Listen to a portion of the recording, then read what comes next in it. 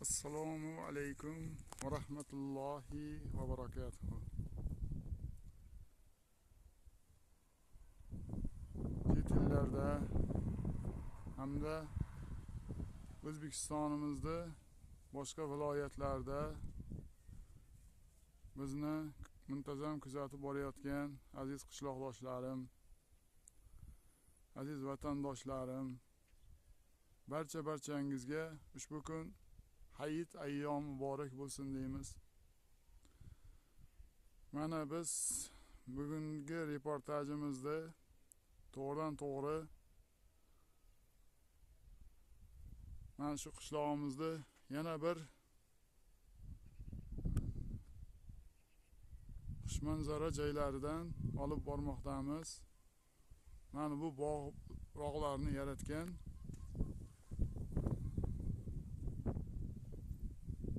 fermer dehqon ukamiz Elbekjon Nurmurodovning o'z qo'llari bilan yaratgan mana shunday bog'-rog'lardan mana shu manzarani olib boryapmiz. Aziz birodarlar, men o'zimda faoliyatim davomida niyat qilganim qishlog'imizdagi barcha mana shu mehnatkash, zahmatkash xalqimizni qilayotgan mehnatlarini to'g'ridan to'g'ri yoritib boraman deb. Elbek ukamiz ham mana shu qirg'u adirlarda, mana shu kengliklarda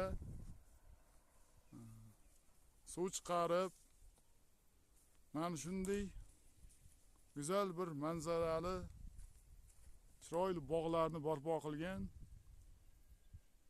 Buni albatta o'z umumiyda aziz birodarlar, bunday mehnat qilish, bog' yaratishdi, ayniqsa qirg'u adirlarda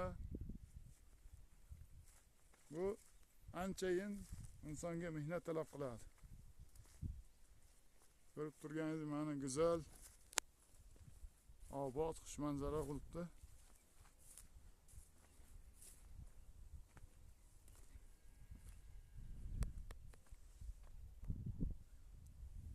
Siz bularni birma-bir tomosha qilib borasiz.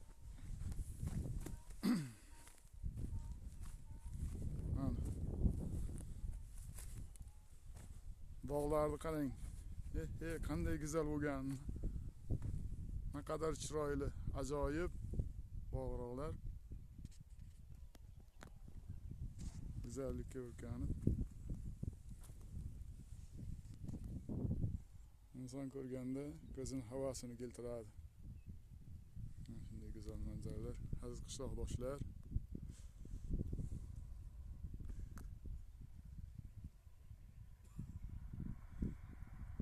Chet ellarda bizlarni ko'rayotgan qishloqdoshlarimizga, barcha mirdoshliklarga Hayit ayyomlaringiz muborak bo'lsin deb qolamiz.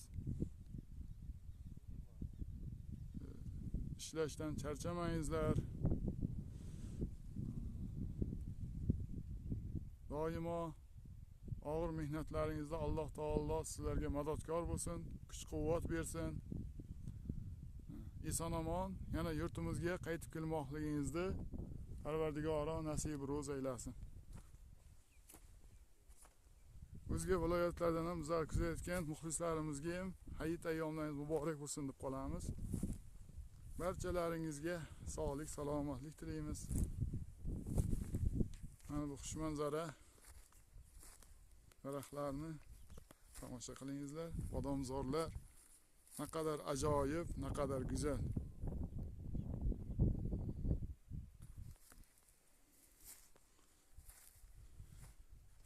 Bular albatta o'z-o'zidan yaratilib qolgani yo'q.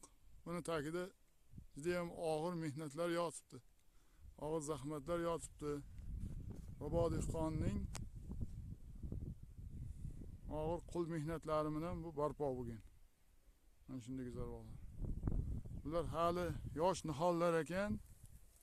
Nasib bo'lsa bular o'nib, o'sib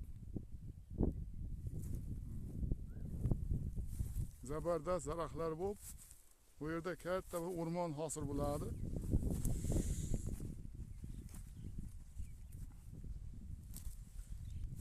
Bu yer juda ham yuksak tepalikda joylashgan bo'lib,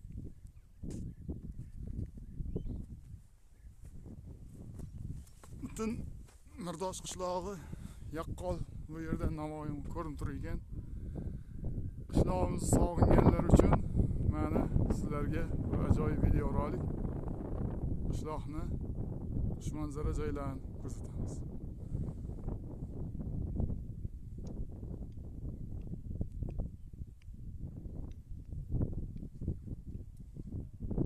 Sog' bo'lingizlar, salomat bo'lingizlar.